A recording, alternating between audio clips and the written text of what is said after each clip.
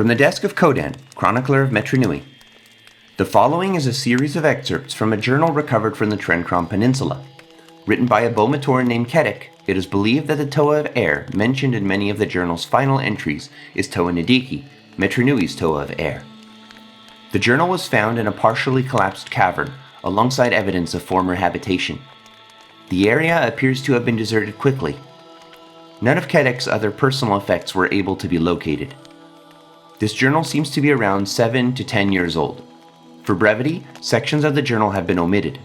The original copy will be retained at the Wall of History for record-keeping purposes. Day 571. Today, the Makuta visited us again. The last time she was here, she fought off a horrific beast. The sight hasn't left my mind. That sickly pink form, oozing as its halves slid apart, split by the Makuta's vicious battle axe. The mistress of the acid falls, they call her, and for good reason. It was almost elegant. I watched her sling the great fleshy lumps into the falls, which hissed and blackened as they dissolved under the flow. Makuta visited us today for a different reason. Her appearance cast a deadly pall on the village. Work seemed to halt, and all eyes were trained on her, and me. She had come with a proposition. She knew that there were more beasts that could threaten my village and our operation. She was also careful to point out that as the village leader, it is my business to know the comings and goings of the area around the acid falls.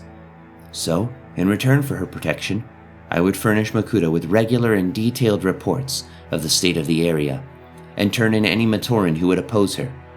With so many looking to me to keep the village safe, it was impossible to refuse.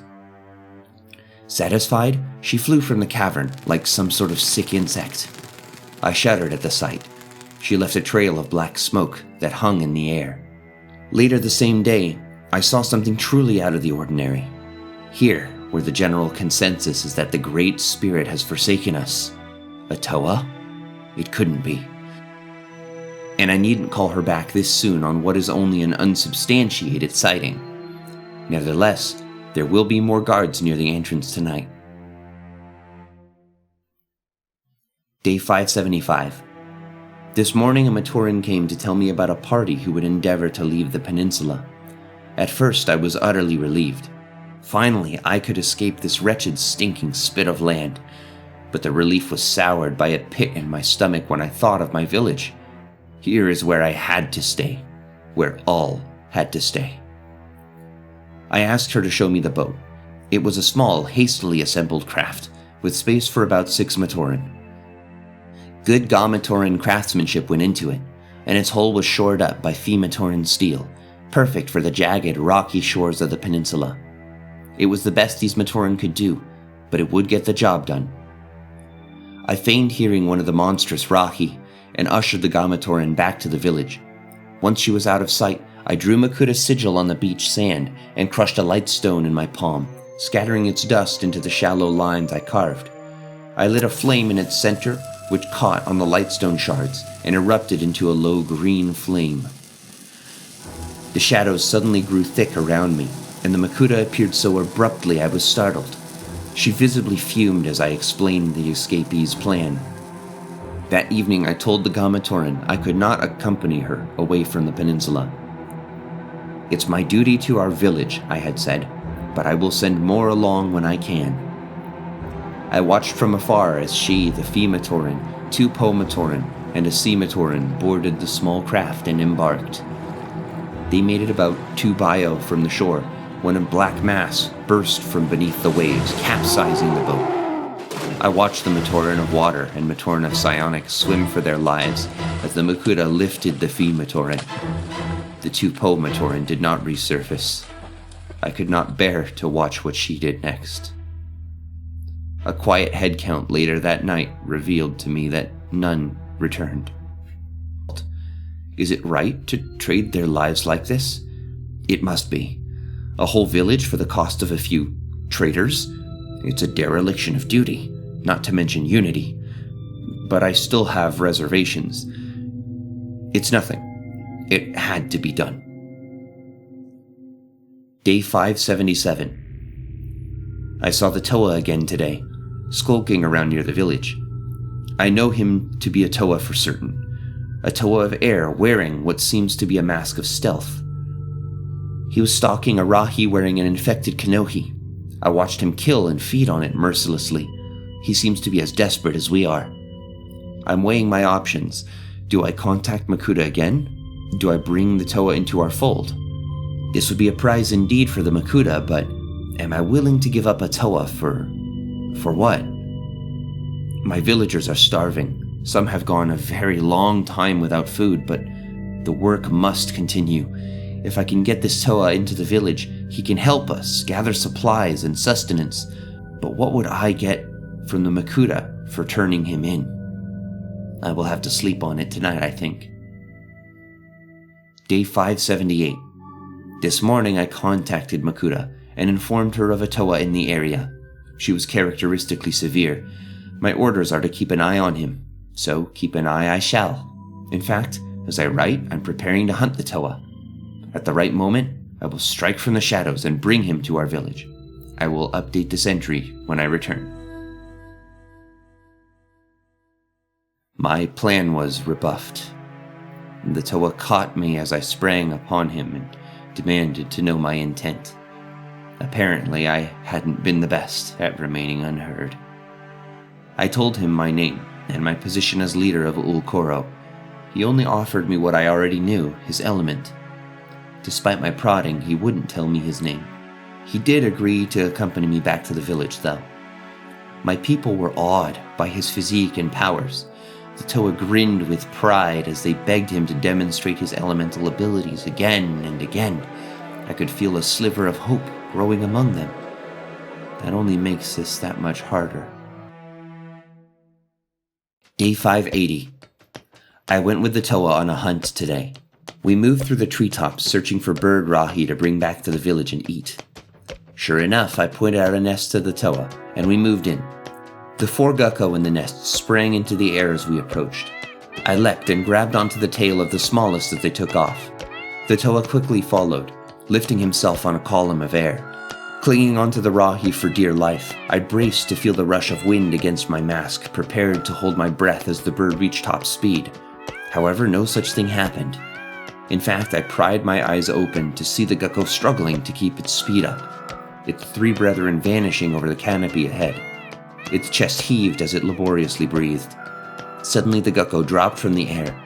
I braced myself and gripped the bird's back tightly. The Rahi and I fell, landing on branch after branch before hitting the ground hard. I stood and dusted myself off as the Toa floated down on a gust of wind. The Gakko was clearly ill. Its eyes were dull and its breathing was loud and ragged.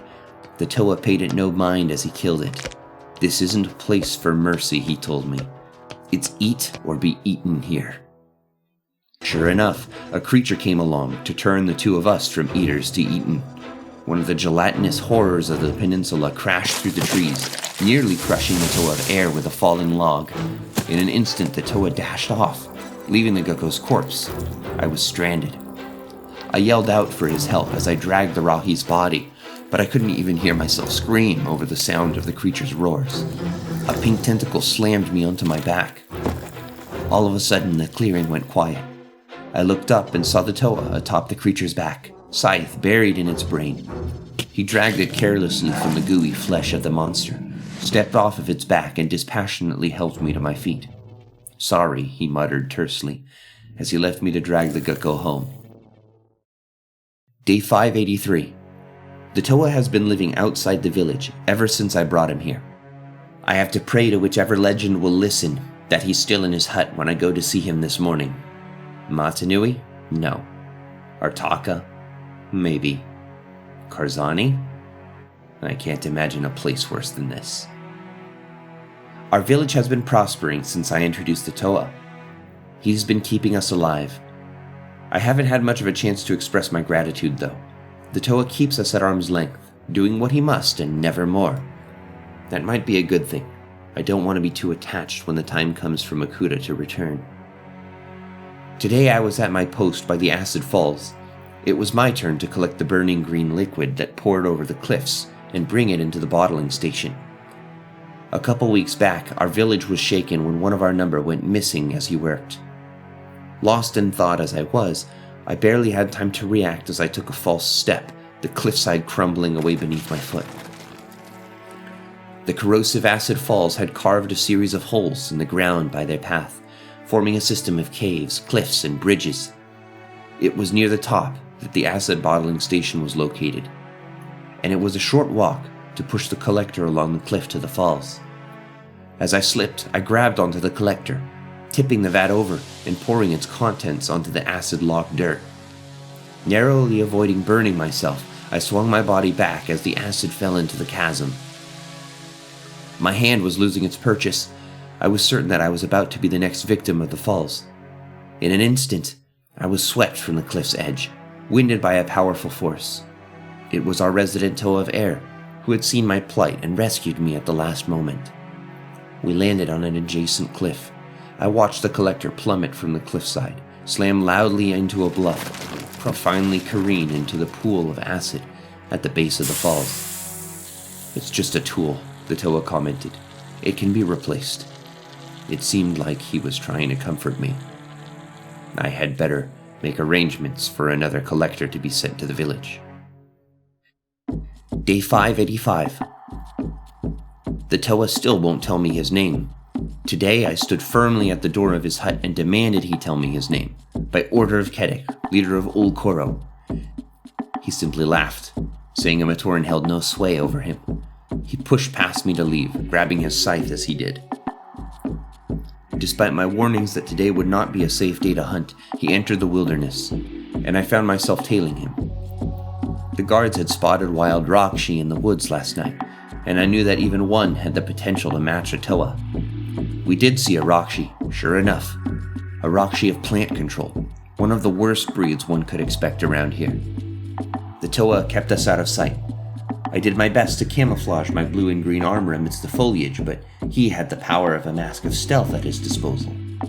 Cloaked, we watched a muaka spring from the trees to consume the Rakshi, eager for its favorite food. The wilderness suddenly came to life, branches reaching out to ensnare the muaka and constrict it. The toa's hand over my mouth kept me from screaming in terror as thorn vines tore into the cat Rahi. Once the muaka ceased breathing, the toa of air picked up a small stone and tossed it in the opposite direction of the village, keeping it aloft for a time on a wind gust before it audibly dropped to the ground. The Rakshi turned its head in the direction of the sound and stalked into the tree line on the hunt for its source. I turned and saw the toa shaking in fear. When I asked, he pretended not to know what I was talking about. Day 589. The toa has had a single mind about the Rakshi for the past few days. He says it's unsafe to let it freely roam the peninsula. I've tried to tell him that these things are normal, but he won't hear it. I can't tell if he's still afraid, or if he has begun to genuinely care about our safety. He left this morning, trying to track it. I would have followed, if not for the telepathic contact I received from Makuta. She was angry. She demanded to know about the status of the toa. Turns out, the past couple of weeks I had forgotten to keep her updated. Not that it mattered, because she had been probing my brain crystal. She didn't like what she saw. I tried to tell her that she could come do what she wished with the toa, but she wouldn't direct her fury away from me. I stopped hearing her voice in my head a few moments ago, and I've been writing hastily since. Now I must go alert the village guards and have the gate closed. Makuta will be here soon, and we are in danger. I can only hope that the toa will escape her wrath.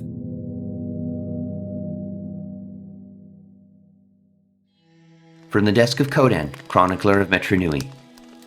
This journal seems troubling, if it truly describes our toa Nadiki.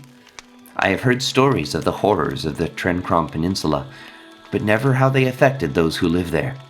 The wanton killing and cold cowardice is unbecoming of a toa.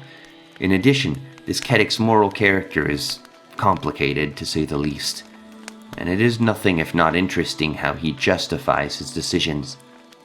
I suppose I can say I've learned about life on the peninsula, at least.